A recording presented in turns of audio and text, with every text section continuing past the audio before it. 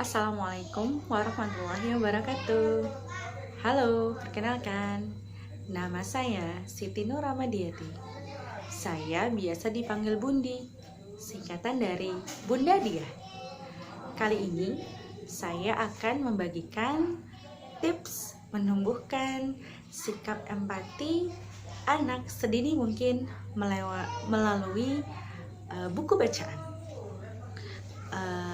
Sikap empati sangat dibutuhkan dari seorang anak agar dia bisa lebih aware dengan lingkungannya, dengan temannya, dengan lingkungan, dengan orang tuanya, dengan keluarganya, atau bahkan dengan lingkungan yang lebih besar daripada lingkungan di sekitar rumahnya.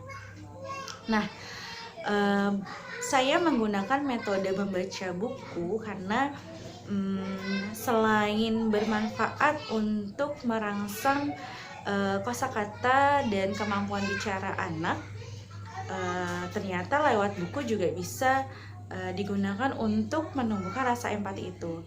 Saya menggunakan satu buah buku board book dari paket Muhammad Teladanku yang berjudul Nabi Sayang Binatang. Dari judulnya sudah bisa kita rasakan ya sikap empati yang Nabi contohkan, sehingga itu bisa dengan mudah kita terapkan ke anak-anak. Nah, kita lihat dulu halaman per halamannya. Halaman pertama bercerita tentang seekor kambing yang sangat sedih ketika diganggu oleh seorang laki-laki yang ingin memburunya. Lalu kemudian halaman kedua berisi tentang seekor kucing yang juga sedih karena kakinya diikat kemudian jatuh terguling. Kemudian halaman ketiga berisi tentang seekor anak burung yang akan diambil atau dicuri oleh seorang anak laki-laki yang nakal. Lalu kemudian halaman selanjutnya ada seekor keledai yang juga sedih gitu ya, karena merasa terlalu berat beban yang dibawanya. Lalu kemudian halaman terakhir berisi tentang seekor unta yang juga menjadi binatang kesayangannya Nabi Muhammad. Nah, di buku ini saya sangat terbantu pada halaman yang kedua, yaitu tentang si kucing.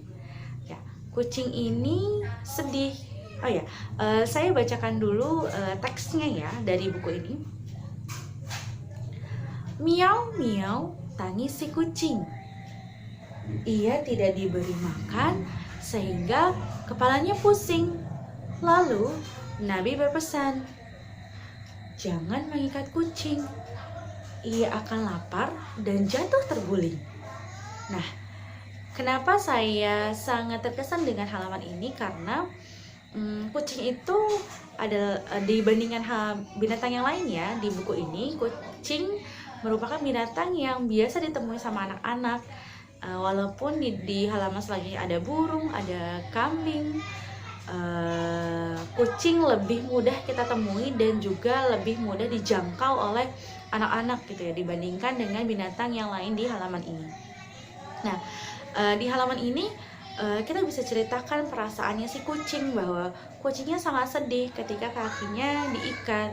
Kucingnya sangat pusing ketika dia tidak diberi makan. Kasian ya, Dek, kasian ya, kucingnya sedih, kucingnya lapar, kucingnya jatuh. Nah, dari cerita-cerita itu kita bisa sampaikan juga bahwa ayo kita hibur kucingnya, ayo kita sayang kucingnya ya, kita elus-elus ya kucingnya ya. Saya biasa mengelus-elus badan si kucing, elus-elus sayang kucing. Nah, kemudian anak saya menirukan menirukan gerakan yang sudah saya lakukan dengan mengelus-elus si kucing tadi. Nah, kemudian di sebelahnya ada gambar kakak-kakak yang sedang berusaha untuk menghibur dan memberi makan si kucing. Lalu kemudian saya sampaikan bahwa ayo kita beri makan kucingnya, ayo kita beri makan, ayo kita beri minum kucingnya, kayak gitu. lalu kemudian saya mendekatkan, ada gambar ikan di sini, lalu saya mendekatkan ikannya langsung ke mulutnya si kucing seolah-olah memberi makan si kucingnya. Pun sama, anak saya langsung menirukan dengan suara nyom nyom nyom seperti itu. Nah, anak saya sangat suka gitu ya dengan pembacaan buku dan dengan suara yang berbeda-beda seperti itu. Selain mendapatkan rasa senangnya, tapi juga bisa kita dapat dipping tentang rasa empatinya. Nah, di kehidupan sehari-hari ketika dia bermain pagi, bermain sore, bermain bersama teman-teman, suka ada kucing yang lewat begitu ya. Lalu kemudian dia sangat senang dengan kucing dan langsung mengelus-elus si badan si kucing. Walaupun terkadang si kucing merasa sangat tidak nyaman begitu ya. Lalu kemudian saya tinggal bilang kucingnya tidak nyaman, kucingnya sedih.